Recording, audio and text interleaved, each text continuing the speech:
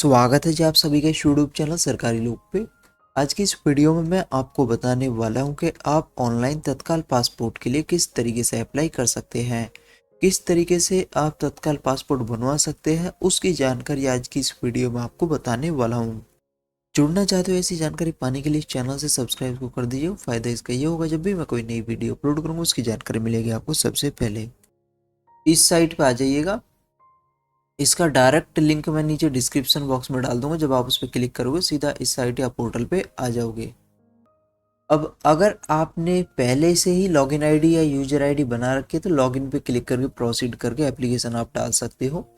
अगर आपने login ID या यूजर आईडी नहीं बनाई है तो रजिस्टर पर क्लिक कीजिए। अब इस तरीके से आ जाएगा। यहाँ पे पासपोर्ट ऑफिस सेलेक्ट कर लीजिएगा। जो भी आपका करंट या प्रेजेंट एड्रेस है उसके अकॉर्डिंग पासपोर्ट ऑफिस सेलेक्ट कर लीजिए। यहाँ पे फुल नेम डाल दीजिएगा अपना। यहाँ पे ईमेल आईडी डाल दीजिए। अगर आप ईमेल आईडी को ही लॉगिन आईडी या यूजर आईडी रखना चाहते हो तो इस पर क्लिक करोगे तो ईमेल आईडी ही लॉगिन आईडी आ जाएगी। अगर आप कोई दूसरी लॉगिन आईडी रखना चाहते हो तो सिंपली नो पे क्लिक कीजिए और यहाँ पे लॉगिन आईडी आप डाल दीजिए। जैसे मैं यहाँ पे डाल लेता हूँ इस तरीके से और चेक अवेलेबिलिटी पर क्लिक कीजिएगा। तो यहाँ पे आप देख रहे हो ये लॉगिन आईडी अवेलेबल नहीं है। इस तरीके से और इसमें ऐड कर लेते हैं, अवेलेबिलिटी चेक कर लेते हैं तो ये भी अवेलेबल नहीं है। इस तरीके से आप चेक कर सकते हैं। तो यहाँ पे मैंने इस तरीके से यहाँ पे ऐड किया है तो यहाँ पे आ गया लॉगिन आईडी इज अवेलेबल। ठीक है, तो इस तरीके से चेक अवेलेबिलिटी आप कर सकते हो। तो जो भी लॉगिन अवेलेबल हो तो उसका फिर आप यूज कर सकते हैं। तो जैसे ही इसका मैं यूज कर सकता हूँ तो ये अवेलेबल है। तो आपके केस में जो भी अवेलेबल हो तो उसका आप यूज कर सकते हो। तो ग्रीन में आ गया है लॉगिन आईडी इज अवेलेबल।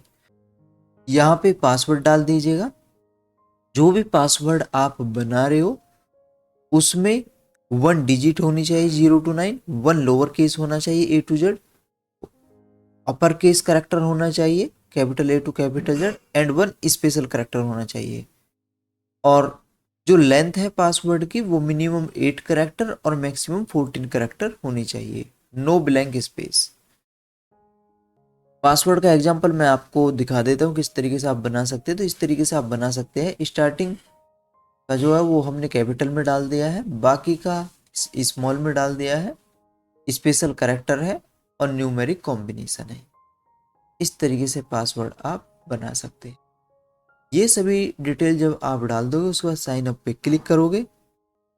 अब आपकी जो ईमेल आईडी है उस पर एक कोड चला गया है वो यहाँ पे डाल दीजिएगा। ईमेल आईडी आपकी यहाँ पे भी दिख जाएगी जिस पे कोड गया है। तो जो कोड गया है वो कोड यहाँ पे डालिएगा और कंप्लीट साइन अप पे क्लिक कर दीजिए।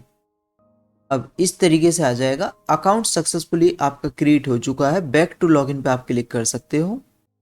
अब इस तरीके से आ जाएगा। यहाँ पे लॉगिन आईडी या यूजर आईडी डाल के कंटिन्यू पे क्लिक करके प्रोसीड करके एप्लीकेशन आप डाल सकते हो, या जो होम पेज है वहाँ से भी आप प्रोसीड कर सकते हो। यहाँ पे लॉगिन पे क्लिक करोगे, यहाँ पे लॉगिन आईडी या यूजर आईडी डालिएगा और कंटिन्यू पे क्लिक कर दीजिए। अब इस तरीके से आ जाएगा। यहाँ पे लॉगिन आईडी या यूजर आईडी डालिएगा, यहाँ पे पासवर्ड आप डालिएगा जो आपने बनाया था और साइन इन पे क्लिक कर दीजिए। अब इस तरीके से आ जाएगा। अब यहाँ पे फ्रेश या रीस्वैप पासपोर्ट पे क्लिक कर दीजिए। इसकी फॉर नाउ पे क्लिक कर देते हैं, नेक्स्ट पे क्लिक कर देते हैं। यहाँ पे अप्लाइंग फॉर फ्रेश पासपोर्ट के लिए आप प्रोसीड कर रहे हो या रीस्वैप पासपोर्ट के लिए कर रहे हो। फ्रेश पासपोर्ट के लिए कर रहे हो तो यहाँ पे क्लिक करें। रीस्वैप पासपोर्ट के लिए कर रहे हो, अगर आपके पास पहले से पासपोर्ट है, रीस्वैप पासपोर्ट के लिए प्रोसीड कर रहे हो तो यहाँ पे क्लिक करोगे। उसके बाद यहाँ पे ऑप्शन सेलेक्ट कर लीजिएगा अपने अकॉर्डिंग। अगर कुछ आप चेंज कर रहे हो एग्जिस्टिंग पर्सनल पर्टिकुलर डिटेल में तो यहाँ पे नीचे की तरफ आइएगा, वो सेलेक्ट कर लीजिए किस में आप चेंज कर रहे हो। अगर इनके अलावा कोई अदर ऑप्शन है चेंज का तो सिंपली अदर्स पे क्लिक करोगे। यहाँ पे रीजन आप डाल दीजिए, स्पेसिफाई कर दीजिए जिसमें आप करेक्शन या चेंज कर रहे हो। अगर आपका पासपोर्ट डैमेज हो गया तो यहाँ पे क्लिक करें। एग्जॉशन पेजेज है तो यहाँ पे क्लिक कीजिए। पासपोर्ट लॉस्ट हो गया तो यहाँ पे क्लिक कीजिए। 3 साल पहले पासपोर्ट एक्सपायर हो गया तो यहाँ पे क्लिक करें। 3 साल के अंदर एक्सपायर हुआ है या फिर 1 साल के अंदर एक्सपायर होने वाला है तो यहाँ पे क्लिक करें। तो अपने अकॉर्डिंग एप्लीकेबल ऑप्शन पे क्लिक कर दीजिए। वहीं अगर फ्रेश पासपोर्ट है सिंपली फ्रेश पासपोर्ट क्लिक कीजिए। टाइप ऑफ एप्लीकेशन तत्काल। अब यहाँ पे आप देख सकते हो कि तत्काल कैटेगरी के तहत अगर आप प्रोसीड कर रहे हो तो कंप्लीट फीस आपको पे करनी होगी। तत्काल पासपोर्ट के लिए जो एप्लीकेबल डॉक्यूमेंट है तो उनके लिए यहाँ पे फैक्ट पे आप क्लिक करोगे, इस तरीके से ओपन होके आ जाएगा। यहाँ पे आप डॉक्यूमेंट भी चेक कर सकते हो, डॉक्यूमेंट्स रिक्वायर्ड फॉर तत्काल एप्लीकेशन, तो इनको आप अच्छे से चेक कर लीजिएगा। ठीक है, यहाँ पे डॉक्यूमेंट दिए गए हैं। List of acceptable document as follows. ठीक है, इसको आप पढ़ सकते हैं। इसका भी लिंक मैं नीचे डिस्क्रिप्शन बॉक्स में प्रोवाइड कर दूंगा। जब आप उस पर क्लिक करोगे सीधा इस पेज पे आ सकते हो। Type of passport booklet, 36 page की नॉर्मल बुक चाहिए या 60 पेज की जंबो बुक चाहिए? 36 पेजेस की से अगर काम चल जाएगा 36 पेजेस पे क्लिक कर दीजिए और सेव एंड नेक्स्ट पे क्लिक कीजिए। यहाँ पे नाम डाल दीजिए, गिवन नेम यहाँ पे डाल दीजिए, सरनेम यहाँ पे डाल दीजिए। एज पर डॉक्यूमेंट यहाँ पे आप नाम अपना डाल दीजिए।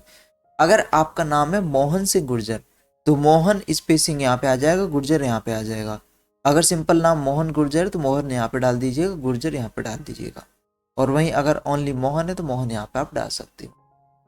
तो एज पर डॉक्यूमेंट नाम अपना डाल दीजिए। यहाँ पे जेंडर सेलेक्ट कर लीजिएगा, मेल है या फीमेल है, ट्रांसजेंडर, वो आप सेलेक्ट कर लीजिए। अगर किसी और नाम से भी जाने जाते थे तो यस पे क्लिक करके वो नाम अपना यहाँ पे डाल दीजिए। किसी और नाम से अगर नहीं जाने जाते तो नो, सिंपली नो पे क्लिक कर दीजिए। अगर आपने अपना नाम चेंज किया है तो यस पे क्लिक करके पुराना नाम यहाँ पे डाल दीजिए। चेंज अगर नहीं किया है तो सिंपली नो पे क्लिक कर दीजिए। यहाँ पे डेट ऑफ बर्थ डाल दीजिए, यहाँ पे बर्थ प्लेस डाल दीजिए। यहाँ पे मैरिटल स्टेटस सेलेक्ट कर लीजिएगा। मैरिटल स्टेटस क्या आपका सिंगल हो मैरिड हो जो भी हो सेलेक्ट आप कर लीजिएगा। यहाँ पे बर्थ प्लेस, अगर आपका birth place out of India है तो यस पे क्लिक करके कंट्री आप सेलेक्ट कर लीजिए। अगर इंडिया में ही बर्थ हुआ है तो सिंपली नो पे क्लिक कीजिए। यहाँ पे स्टेट सेलेक्ट कर लीजिएगा, यहाँ पे डिस्ट्रिक्ट सेलेक्ट कर लीजिए। Citizen of India by birth है तो वो यहाँ पे क्लिक कर दीजिएगा। जो भी ऑप्शन है वो आप सेलेक्ट कर लीजिएगा। तो हमने यहाँ पे बर्थ सेलेक्ट कर लिया है। Pan card, voter card number optional है, अगर आप डालना चाहते हो पैन नंबर, वोटर नंबर तो वो आप डाल सकते हो, अदरवाइज ऐसे ही आप छोड़ सकते हो।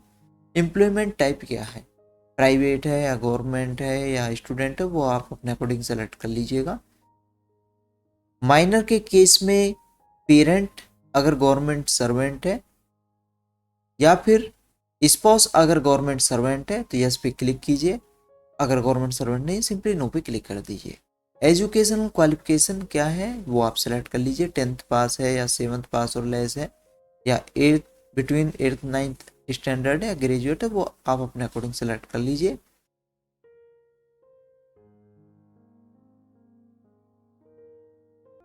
नॉन ईसीआर के लिए क्या एप्लीकेबल कैटेगरी है तो यहाँ पे आप क्लिक करोगे तो वो आप यहाँ पे देख सकते हैं। ठीक है जी, डॉक्यूमेंट की क्या रिक्वायरमेंट है नॉन ईसीआर के लिए तो यहाँ पे क्लिक करके डॉक्यूमेंट आप देख सकते हो। अगर आप 10th पास हो तो 10th के सर्टिफिकेट से नॉन ईसीआर एप्लीकेबल हो जाएगा। वहीं अगर एज आपकी 50 से ऊपर है तो तब भी एज के अकॉर्डिंग नॉन ईसीआर यस हो जाएगा। अदरवाइज डॉक्यूमेंट यहाँ पे दिए गए हैं कौन कौन से डॉक्यूमेंट एक्सेप्टेबल है। पहचान चिन्ह क्या, विजिबल मार्क क्या, वो यहाँ पे डाल दीजिएगा। आधार नंबर है अगर आपके पास तो आधार नंबर यहाँ पे आप डाल दीजिएगा। सर्कल पे क्लिक करके सेव एंड नेक्स्ट पे क्लिक कीजिए। वहीं अगर आधार नंबर आपने नहीं डाला है तो नो पे क्लिक करके सेव एंड नेक्स्ट पे क्लिक कीजिए।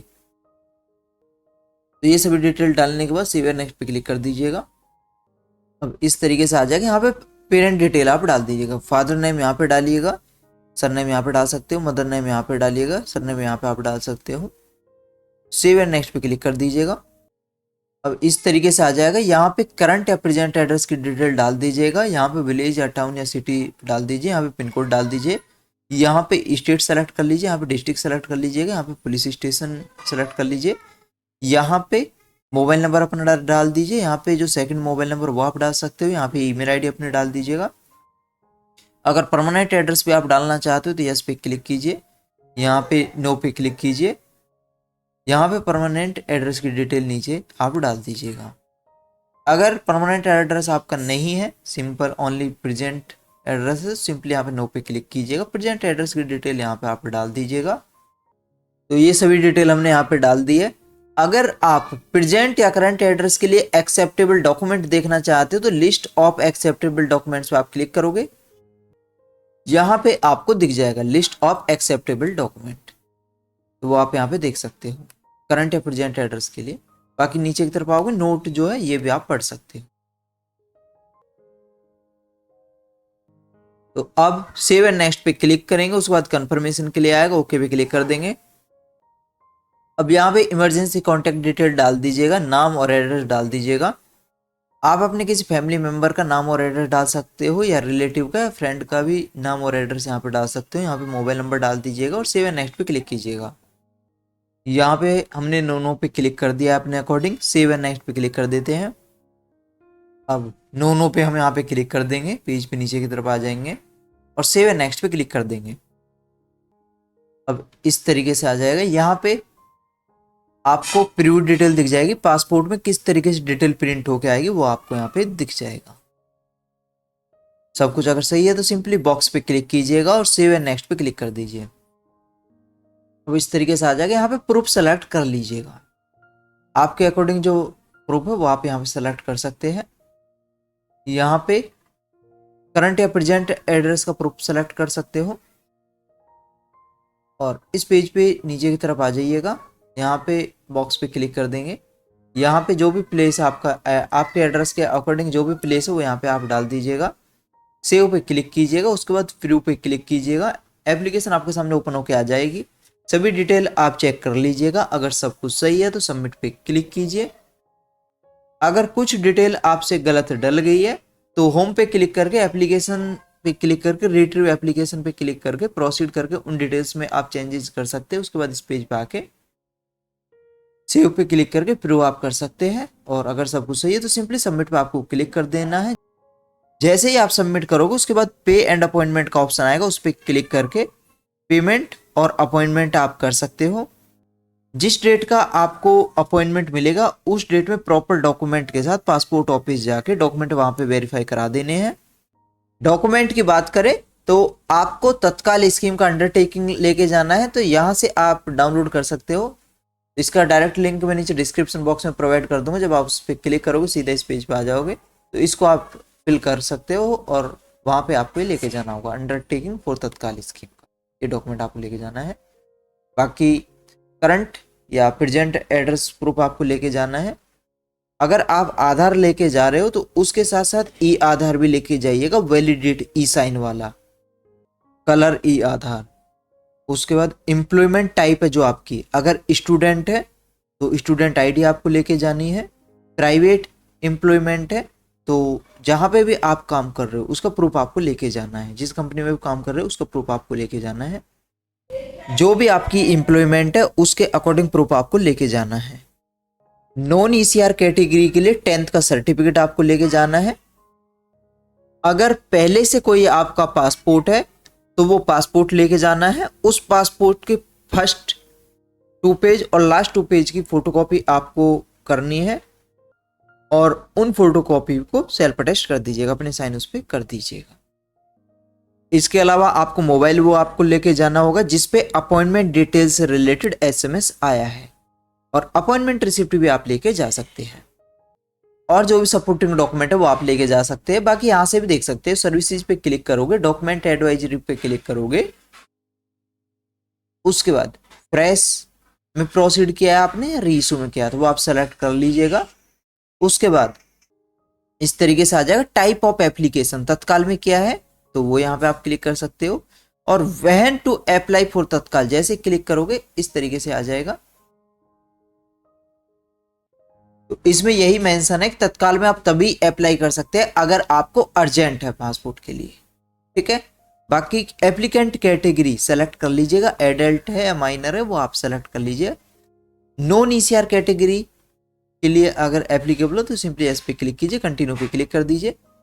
उसके बाद अपने अकॉर्डिंग आप सेलेक्ट कर लीजिएगा ऑप्शन, कंटिन्यू पे क्लिक कर दीजिए। अब यहाँ पे आप देख सकते हो ये मैंडेटरी डॉक्यूमेंट है। प्रेजेंट एड्रेस प्रूफ के लिए क्या एक्सेप्टेबल डॉक्यूमेंट है वो आप यहाँ पे देख सकते हो। डेट ऑफ बर्थ प्रूफ के लिए एक्सेप्टेबल डॉक्यूमेंट यहाँ से आप चेक कर सकते हो।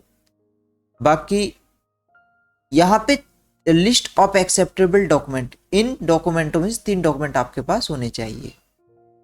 13 डॉक्यूमेंट यहाँ पे दिए हुए हैं, 3 आपके पास इनमें से होने चाहिए।